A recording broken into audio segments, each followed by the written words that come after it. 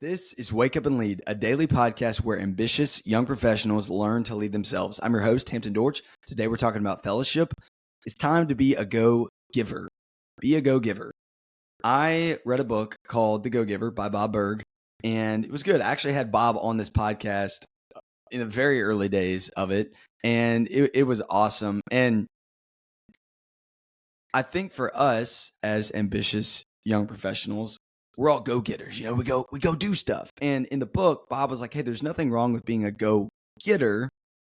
But he goes, sometimes go-getters are go-takers.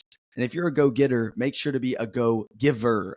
And just think about it this way. It's very simple.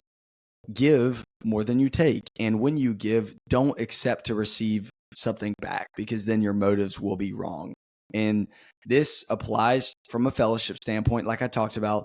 Be interested over interesting. I talk about that a lot. So give more attention than you require.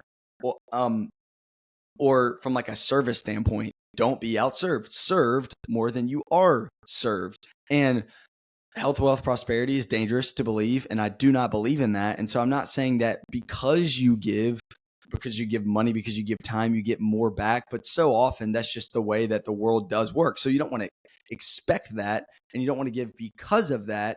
But if you can be the kind of person that thinks of others before yourself when you're deciding what to do with a group of friends, or when you are talking about someone's career, instead of just talking about yours, talk about theirs and ask how you can help them. And if you are giving, then one, people are going to respect you more. You're going to have deeper relationships from it.